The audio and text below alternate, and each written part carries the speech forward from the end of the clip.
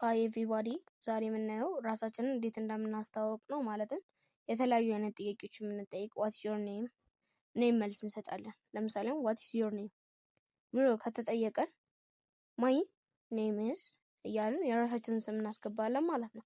አሁን ፎር ኤግዛምፕል ማይ ኔም ኢዝ አበበ ብዬ ባስገባ ማይ ኔም ኢዝ አበበ። አሁን ሌላ ሰው በየራሱ ስም ከበደን ቢሆን የተለያዩ ስሞችን ቢሆን እዛ ጋር ስምን ታስገባለህ ወይም ስምን ትናገራለህ ማለት ነው። ከዛን እዚህ ጋር ዛሬ እንደዚህ አይነት ሰልፍ ኢንትሮዳክሽኖችን ነው የምናሳየው ማለት ነው።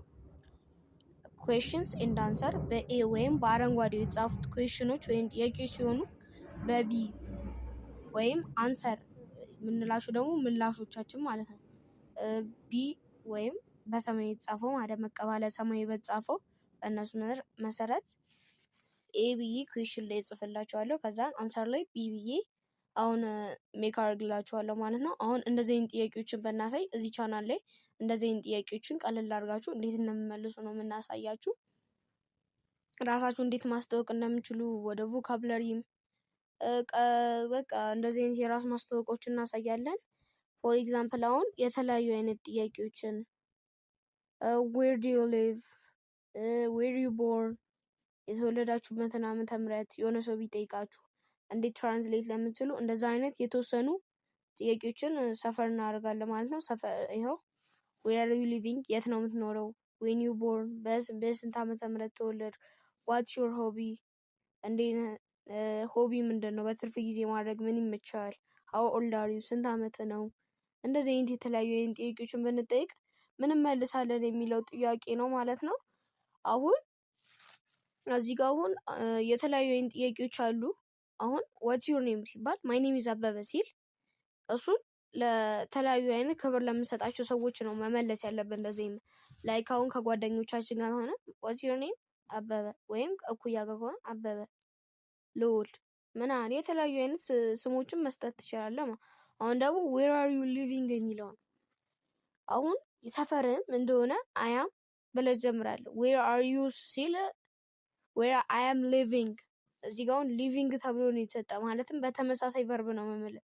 ዌር አር ዩ ሊቭድ ካለ አይ ሊቭድ ኢን፣ አይ ዋዝ ሊቭድ ኢን፣ በተመሳሳይ እንትኑን መስራት ያለበት።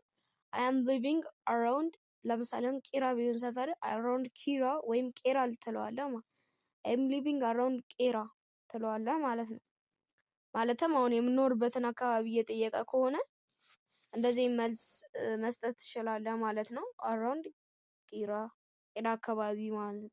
አሁን የሚጠይቁ ጥያቄ ዋት ዮር ኔም፣ ስም ማን ነው? ስሜ አበበ እንደምንለው ያክል እንደዚህ አይነት ምላሾችን ነው ይሄ በእንግሊዝኛ ያደረግነው ማለት ነው። ከዛን ቀደም ያለው ጥያቄ ዌር አር ዩ ሊቪንግ የሚለው የት ነው የምትኖረው? እኔ የምኖረው ቄራ አካባቢ ነው ብለን። አሁን ደግሞ ቀጣዩ ጥያቄ ዌን ዩ ቦርን ኢን፣ የተወለድክበት ዓመተ ምህረት ኢን ሲል ዓመተ ምህረቱን ነው እየጠየቀን ያለው። እነዚህ አሁን የኔ ማንነት የራሳችሁ ማንነት ነው የምገልጹበት። ፎር ኤግዛምፕል ነው ያስቀመጥኩላችሁ አበበ ቂራ። ከዛም ስመልስ ደግሞ ዌር አር ዩ ቦርን ኢን፣ አይ አም ቦርን ኢን። ዩ የሚለው ወደኛ ስናመጣው አንተ ብለን ወደ ራሳችን ስናመጣው እኔ ስለሚሆን አይ ቦርን ኢን 2001 ወይም 2001 ዓመተ ምህረት ነው የተወለድኩት ማለት ነው። ቦርን ኢን አሁን ከጓደኞቻችን ጋር ከሆነ ለምሳሌ ቀለል ያለ መልስ 2001 እንደዛ ብለን መመለስ እንችላለን ማለት ነው። አይ ቦርን ኢን ማለት እንችላለን። አይ ቦርን ኢን 2001። ቀጣዩ ጥያቄ ደግሞ ዋት ኢዝ ዮር ሆቢ፣ ማለትም በትርፍ ጊዜ ምን ማድረግ ይመቻል። የተለያየ ሰውን በትርፍ ጊዜ አሁን ለምሳሌ ፎር ኤግዛምፕል ለምሳሌ እኔ አሁን ማንበብ ብችል ሁለት አይነት ያመላለስ ዘዴ ሊኖረን ይችላል። እንደዚህ አይነት ቀለል እነዛ አሁን ከዚህ በፊት የነበሩት ሶስቱ ጥያቄዎች ዝም ብሎ በቃ አራውንድ ኪራ 2000 አበበ ብለን መመለስ እንችላለን። እነዚህን ጥያቄዎች ደግሞ ላይክ ዋትስ ዮር ሆቢ ቢል አይ ላይክ ሪዲንግ፣ ማለትም በትርፍ ጊዜያችሁ ምን ማድረግ ይመቻችኋል ሲለን እኔ ይመቸኝ ማንበብ ነው፣ አይ ላይክ ሪዲንግ ማለት ነው። ማይ ሆቢ ኢዝ ብለንም መቀጠል እንችላለን። አሁን ማይ ሆቢ ኢዝ ብለን ከቀጠል የኔ ፍላጎት ወይም እኔ በትርፍ ጊዜ ማድረግ የምፈልገው ሪዲንግ፣ ማይ ሆቢ ኢዝ ሪዲንግ፣ ያቺ ስላሿ ወይም ለማለት ነው። አሁን ሪዲንግ ማለት እንችላለን፣ ግን ለመናገርም ትንሽ ቀለል አይላል። አይ ላይክ ሪዲንግ ብንል ሞር የተሻለ ነው ማለት ነው። ዘን ሃው ኦልድ አር ዩ ቢለን እድሜ ስንት ነው እንደማለት ነው። አሁን እድሜ ስንት ነው ብለው ሲጠይቀን ሪስፖንሳችን ምንድን ነው? አሁን እንደዚህ አይነት ሁለት ሪስፖንስ ሊኖር እንጂ ቀለል አድርገን መመለስ እንችላለን። እንዲሁም ደግሞ አሁን ነገሮችን በቃ ለፕሮፐር እንግሊሽ ወይም እኛ አሁን ዝም ብለን እድሜ ስንት ነው ሲባል 20 እድሜ 20 ነው ብለን ስለማልተለመደ ብዙ ጊዜ እንደዚህ አይነት ፕሮፐር ወይም ሬጉላር ስንል መደበኛ የሆነ ቋንቋ መጠቀም ነው ያለብን ማለት ነው። መደበኛ ቋንቋ ሲሆን ለምሳሌ ኖርማል ከሆነ ወይም ከጓደኛ ከኩያ ከሆነ አይ አም 20 እኔ 20 ነኝ፣ እኔ 20 ዓመቴ ነው እንደማለት ነው።